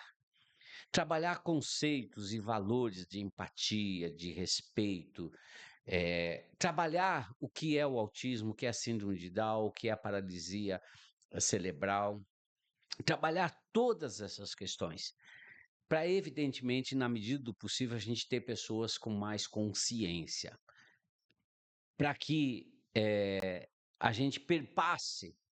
Sim, eu sinto isso. Isso é muito presente. Muito embora o Eduardo, meu filho, sempre foi muito querido na escola, na universidade, fantástico, sabe? Muito bem acolhido, porque ele é uma pessoa extremamente afetiva, de abraçar, de dizer que eu te amo, mas não tem nenhum amigo na idade dele. Porque também o comportamento dele é altamente, ele tem essa questão de agora ele está na fase de fazer filmes, então quem gosta de filmes ou quer ajudar ele nas dublagens, nos roteiros, ele vai ficar conversando com essa pessoa 2, 3 horas, né? Mas não é essa a realidade, né? Então, é um problema que nós enfrentamos. A questão é que quando essas pessoas percebem, né, quando eles percebem que estão sendo discriminadas, que são deixadas de lado, aí vem outras situações de ansiedade, depressão e situações até mais graves. nós pais precisamos de muito suporte, de muito atendimento, e os nossos filhos, né. Eu sempre digo que, com o passar do tempo, nossos filhos autistas só vai mudando as necessidades. Eu esperava que, com o passar do tempo, ele superasse. Não, só vai mudando as situações, né. Mas infelizmente é uma realidade mesmo, acho que foi a Gisele quem falou, infelizmente nós enfrentamos muito isso. A Jane Neckel perguntou: gostaria que você comentasse sobre a discussão de corresponsabilidade do professor regente e do segundo professor. Veja só, eh, eu tenho por concepção de que a responsabilidade dos alunos com deficiência em sala de aula são do professor regente. É ele que tem que criar os mecanismos, os instrumentos de acolhimento, de interação, de socialização. É ele que tem que criar condições para que esse aluno participe, que ele aprenda. Porque se esse aluno com deficiência não estiver aprendendo, é porque o professor regente é o responsável por isso. Ele não pode simplesmente repassar essa responsabilidade. É difícil, é. É complicado, é. Mas é o que está no parecer 50. Como que nós vamos lidar com isso? Vai depender da construção do plano do PAE, do plano plano pedagógico, educacional especializado da escola. Vai depender da elaboração do plano individual do aluno, estudo de caso, que eu já comentei aqui, quais são as preferências, como ele aprende, o que desencadeia uma crise, quais são as estimulações sensoriais que ele está suscetíveis, todas as questões, o que ele come, o que ele não come, uma etiqueta de camisa prejudica ele, um perfume prejudica ele, o sinal sonoro da escola é ruim, uma sala muito barulhenta desestabiliza. E cabe ao professor regente, junto com o professor do atendimento educacional especializado, discutir e verificar quais são os instrumentos e os mecanismos. Ah, essa criança aprende mais com sons, ou aprende mais com imagens, vai ter que utilizar, inclusive para a turma toda. Inclusive para a turma toda. Sabe? A orientação é de que a educação inclusiva, aquilo que digamos, trabalhado com a criança com deficiência, ela seja trabalhada para toda a turma. Isso é educação inclusiva, tá? E o profissional de apoio aqui tem uma grande responsabilidade de acompanhar e ser o suporte do professor regente. Mas o professor regente é o maior responsável, já diz o nome, o professor regente. A Neiva Agnoleto Panceira perguntou: é normal ter a seletividade alimentar? Olha, muitas crianças desenvolvem a seletividade alimentar. Muitas crianças, principalmente aquelas crianças que têm questões sensoriais fortes, né? Envolve, às vezes, o cheiro do alimento, envolve a textura.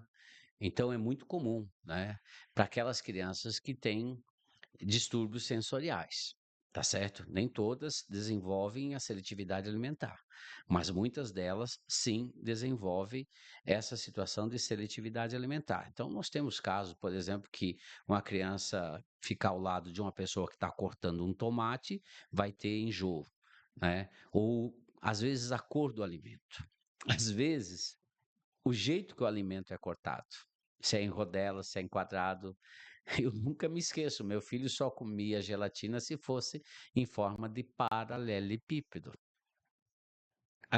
Ele tinha um hiperfoco nas figuras geométricas e figuras espaciais, então os alimentos para ele, olha só, pelo hiperfoco dele, eu imagino isso, né, ele perguntar hoje as figuras geométricas espaciais, ele sabe todas, etcétera, área, não sei o quê, raio, vértices, diâmetro, etcétera, etcétera. E eu lembro que ele comia só, como é que é aquela sobremesa, agora me fugiu o nome aqui, que é que se estivesse em forma de paralelepípedo, tá? Eh, Era isso. Então, como as questões do meio influenciam muito. Com a gravidez do meu segundo filho, tão logo ele ficou sabendo, ele parou de comer.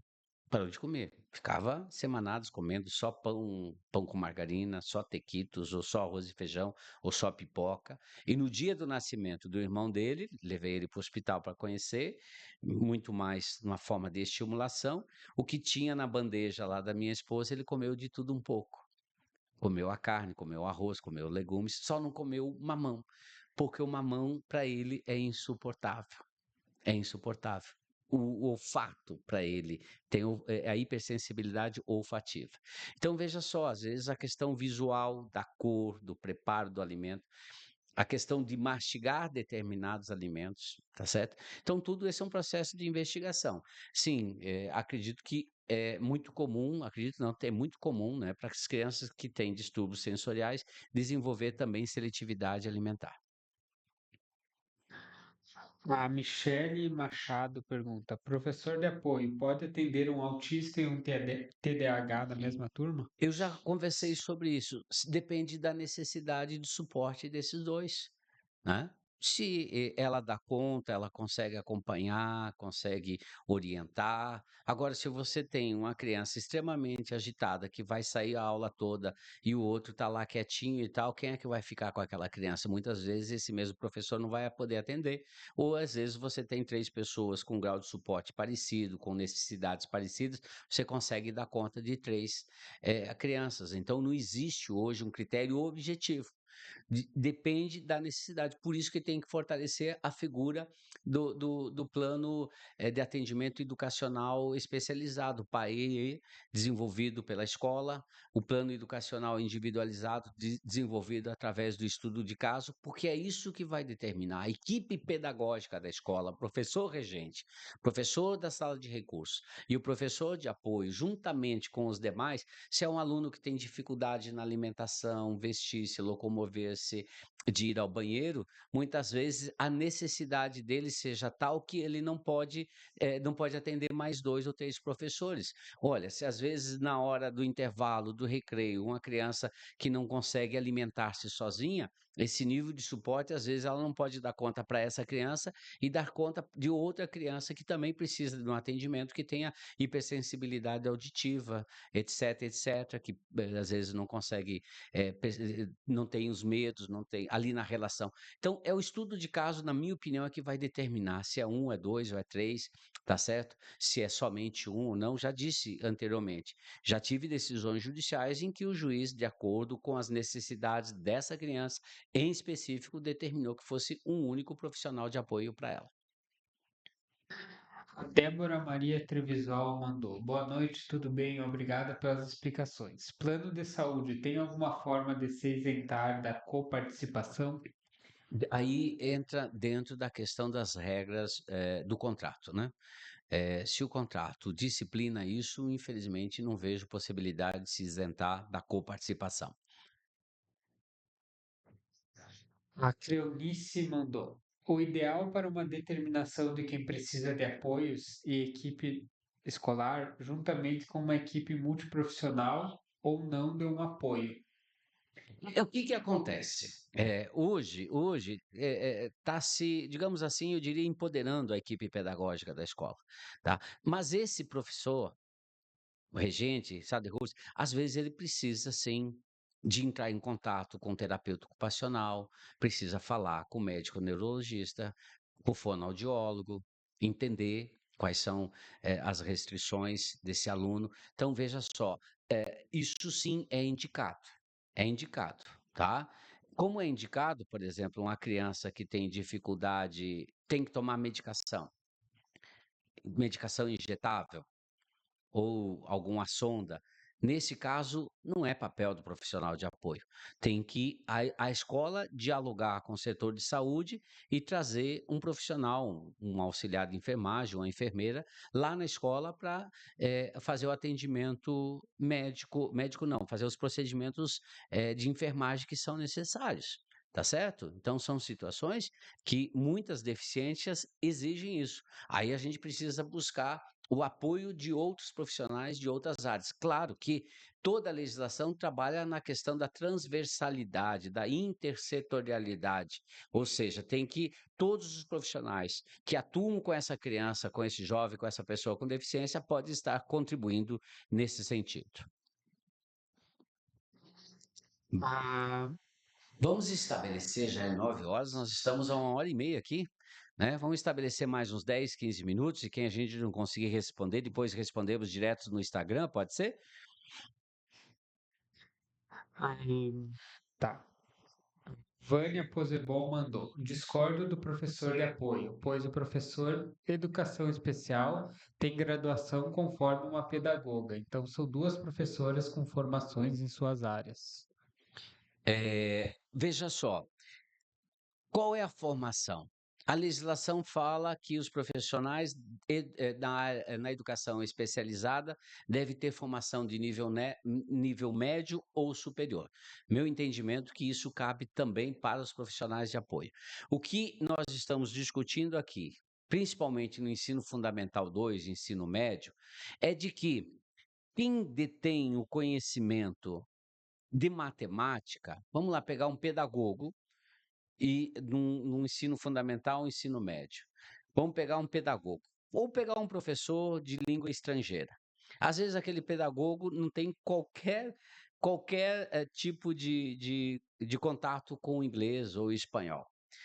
Quem é a responsabilidade de adaptar os trabalhos? Quem é o responsável pela avaliação daquele aluno? Se a avaliação vai se dar da mesma forma que se dá para todos os demais? Se esse aluno é oral, se ele é visual, se ele responde, se ele escreve? Tem alunos que não escrevem. Se ele fala, se comunica, como vai ser a avaliação? Vai ser do profissional de apoio mesmo que formado em pedagogia?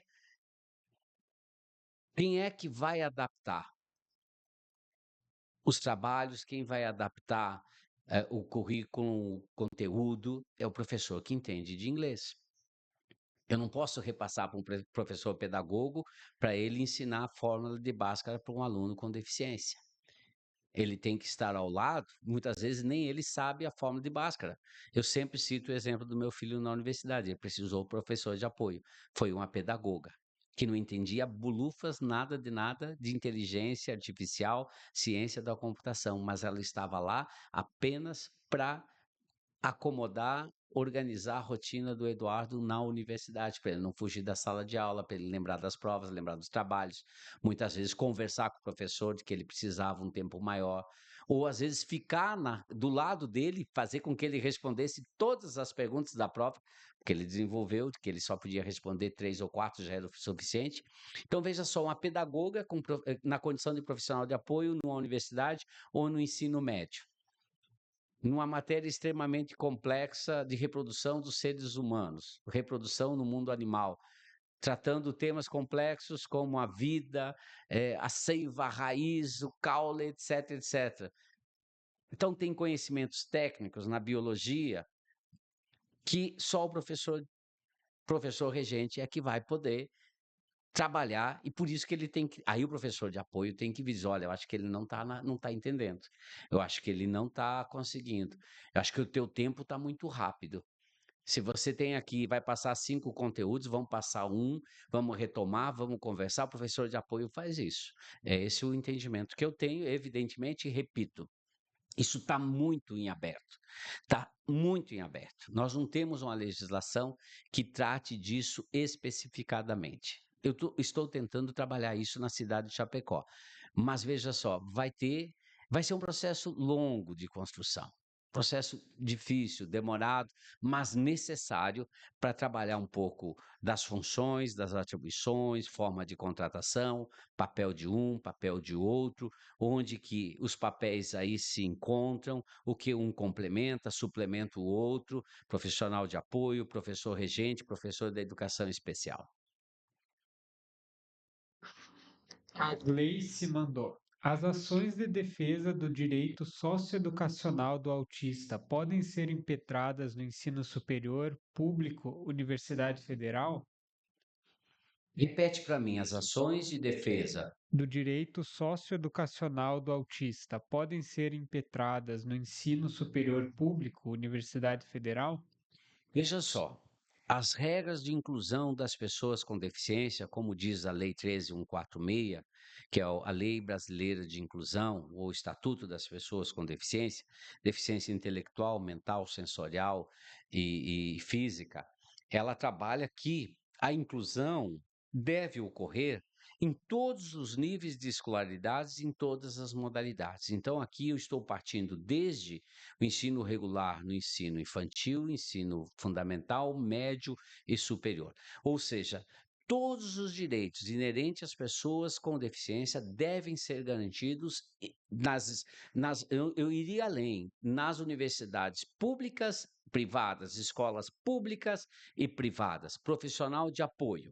Veja só o que diz a legislação. Se oferecido numa escola particular, ou na universidade particular sem custo adicional à família, é um direito.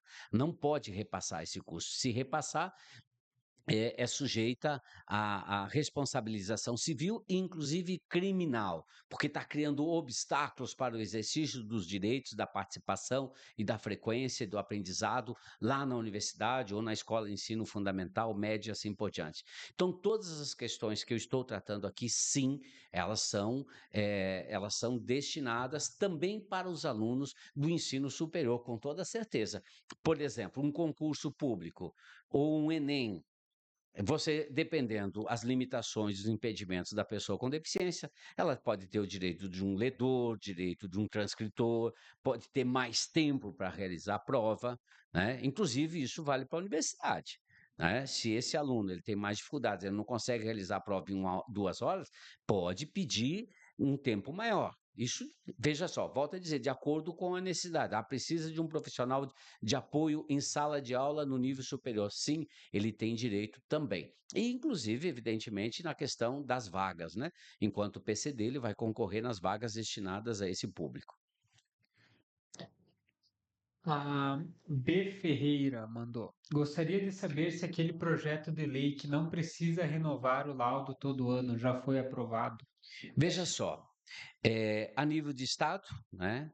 Sim, e a nível municipal, na cidade de Chapecó, sei que tem pessoas do estado todo, existe.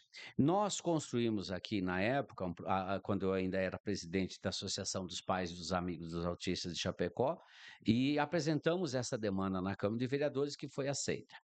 É porque a condição de pessoa com deficiência, ela não deixa de ser. Às vezes, pode aumentar ou diminuir o grau de suporte, mas ela continua sendo pessoa com deficiência. É, então, isso vale o quê? O laudo ele tem caráter permanente, pelo menos no estado de Santa Catarina e em algumas cidades que isso foi aprovado. Tem cópia de legislação, a legislação de Chapecó é extremamente completa. Eu poderia servir de exemplo para outras cidades. Então, uma vez você tem o laudo na condição de autista, não vai mudar. Não vai mudar. Pode, muitas vezes, o seguinte, diminuir, por exemplo, meu filho tinha seletividade alimentar, hoje não tem. Ele se comunicava menos, hoje se comunica mais. Mas todas as características do autismo ele continua tendo e vai carregando para a vida. Então ele vai ter, sim, desenvolver algumas habilidades que vai diminuir as suas limitações, etc, etc. Mas o laudo ele tem que ter caráter permanente para conseguir matrícula na escola, transporte escolar, N outros direitos, que é o que a legislação preconiza. A Rubiateza mandou. O segundo professor pode ser o mesmo do ano passado? O que fazer para que seja o mesmo? Veja só, nós estamos aqui diante de algo que é necessário avançar. De a gente buscar ter profissionais da área da educação especializada de caráter, com concurso público, que sejam efetivas na escola, tá? Mas não, aos professores ACTs, a maioria são assim, não tem como estabelecer essa obrigatoriedade, porque ela participa do processo seletivo e ela alcança colocações e ela vai fazendo as escolhas das vagas. Não tem como a gente, dizer que tem que ser o mesmo professor. Claro, o bom que isso se fizesse. Se é um professor efetivo, opa, de repente dá para conversar com a escola e trabalhar isso, de manter o mesmo professor. Mas é difícil, a gente sabe quanto às vezes é complicado para as crianças autistas no processo de adaptação, mudança de rotina, mudança. E quando ele estabelece vínculos de afetividade, de proximidade, a gente sabe que facilita muito no dia a dia da escola. A Adriana Gotardi perguntou se você tem contato com alguém em Foz do Iguaçu para atender uma urgência. Adriana, querida, não tenho, não tenho mesmo, mas eu sei que tem uma AMA bastante ativa lá, tá certo? Em Foz do Iguaçu. Eu tenho mais contatos em Santa Catarina porque a gente tem a Federação das AMAs de Santa Catarina, né? Talvez eu perguntando para o pessoal de São Lourenço, que já tive lá em 2, 3 seminários, talvez eles tenham algum palestrante de lá que de repente possa contribuir nesse sentido. O Antônio Algemiro perguntou: esse professor de apoio pode ser um menor aprendiz que não tem nenhuma formação? Hum. A lei fala que tem que ser atendimento especializado. Veja só, por mais que um estagiário, um menor aprendiz tenha maior vontade, nós, pais, lidamos constantemente com os desafios com os nossos filhos. Imagine um adolescente de 15, 16, 17 anos ter que acompanhar um estudante de suporte 1, 2 ou 3 em sala de aula. Para os pedagogos, para os profissionais da área de saúde, para conter uma crise, para buscar mecanismos de entender o que está acontecendo com essa criança já é difícil. A legislação fala em profissional especializado. Para mim, profissional especializado é aquele que estudou educação especial. É aquilo que teve na sua grade curricular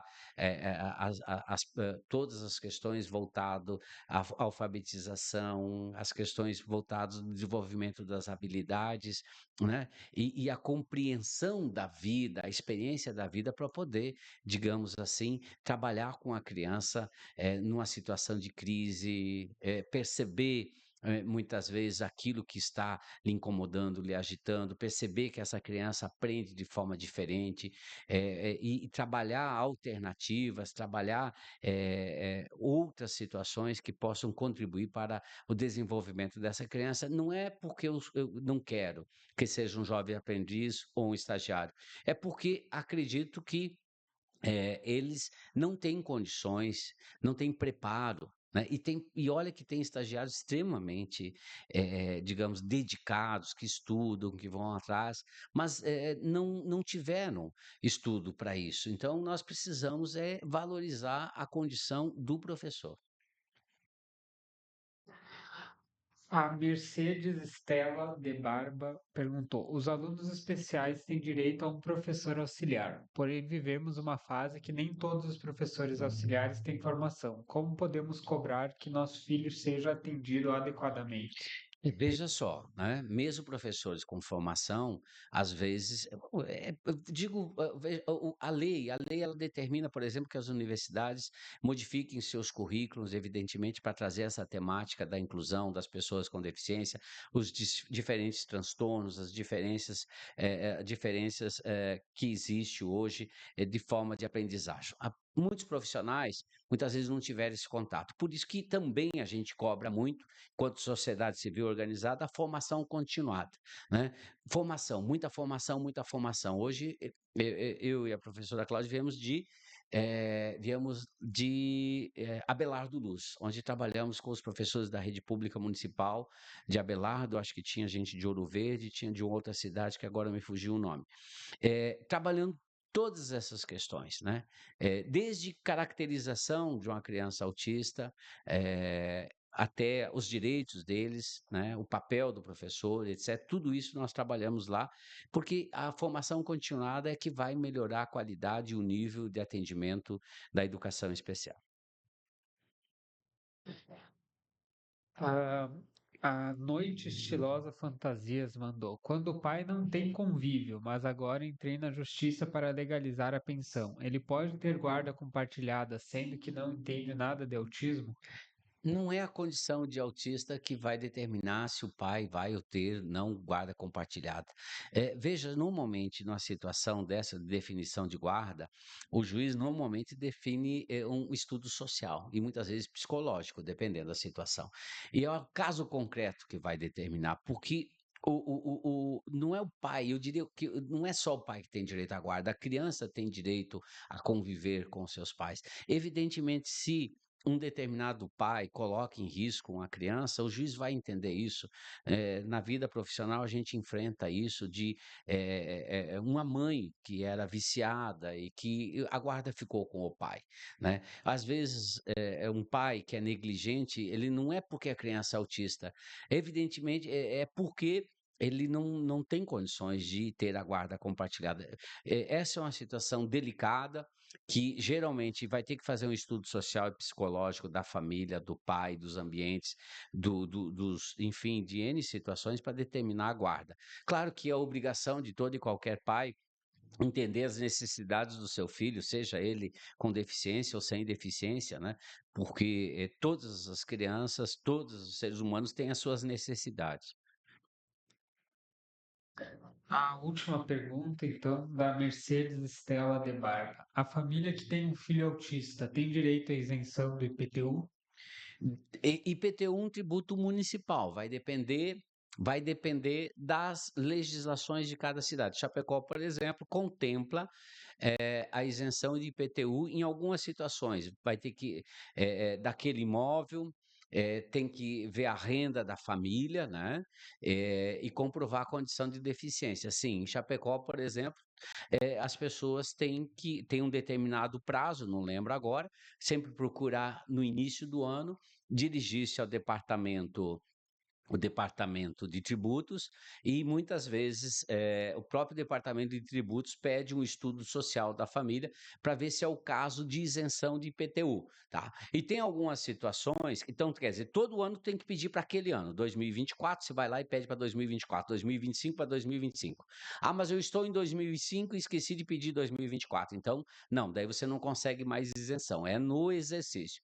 Daí seria o caso que eu já vi em muitas situações, que é o perdão das dívidas tributárias, que é a remissão.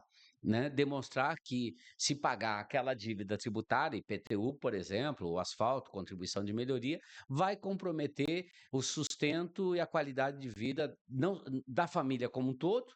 Claro que aí tem que estar numa situação de vulnerabilidade econômica e social, e ainda mais com a pessoa com deficiência. Pode ser síndrome de Down, pode ser paralisia cerebral, pode ser autismo, pode ser esquizofrenia, pode ser uma depressão severa, pode ser outras doenças mentais também, aliás, todas as doenças todas as pessoas que muitas vezes não são diagnosticadas, mas aqui, para benefício previdenciário, aposentadoria da pessoa com deficiência, ela não precisa ser necessariamente uma pessoa que nasceu com aquela deficiência. Pode ser aquelas deficiências que são as chamadas adquiridas ao longo da vida, desenvolveu esquizofrenia, desenvolveu depressão, desenvolveu LER, DORT, enfim, tem N situações. A gente lembra que eu falei lá no início as funções, né? Leva em consideração todas as funções do corpo humano, de pele, de respiratórias, cardíacas, enfim, todas as situações, as funções do corpo humano, para verificar se a pessoa ela se enquadra em deficiência ou não. Aqui daí é um outro critério, é um outro assunto de aposentadoria de pessoa com deficiência. E assim, um autista pode ter uma aposentadoria de pessoa com deficiência, aposentadoria. É naqueles casos que a pessoa contribuiu para o INSS. Se ela preencheu os requisitos, ou de idade, ou de tempo de contribuição, ela vai ter a aposentadoria de PCD, assim como aquelas pessoas que não são autistas e tal, e desenvolveram cardiopatia, desenvolveram problemas pulmonares ao longo da vida, problemas mentais, problemas físicos ao longo da vida, pelo trabalho, ou por acidente, etc., elas também podem buscar uma aposentadoria de pessoa com deficiência, que é um outro tema bem interessante, mas repito, benefício assistencial é quando a pessoa é vulnerável economicamente e nunca contribuiu para o INSS. A aposentadoria é um benefício previdenciário para aquelas pessoas que, na condição de pessoa com deficiência, contribuíram com o INSS. Terminamos. Gente, eu dizia pro Adriano aqui que nós íamos fazer uma live rápida, né, mas interessante, manteve-se um público um bom tempo, muitas perguntas, né, e fico muito feliz em ter contribuído com todos vocês. Essa live vai ficar gravada lá no site Paulinho da Silva, www.paulinhodasilva.com.br, e vai ficar à disposição para quem não conseguiu assistir ela na sua totalidade. Só tenho a agradecer a Dandara, que está aqui me auxiliando, e o Adriano, que também estão me auxiliando aqui. Eu acho que vou ter que pagar um X-salada para eles, porque já é 9h30 da noite, né? Precisam se alimentar, manter o corpinho em pé.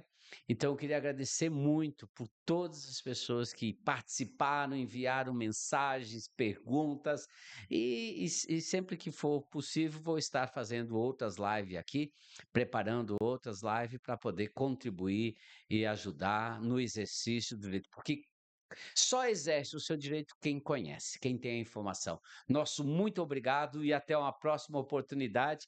E sigam lá Paulinho da Silva Advogado no Instagram, também no Facebook, e pode se cadastrar lá no meu site. E quem ficou aí meu WhatsApp o tempo todo também para responder perguntas, e fico à disposição de todos vocês. Um grande abraço e muito obrigado.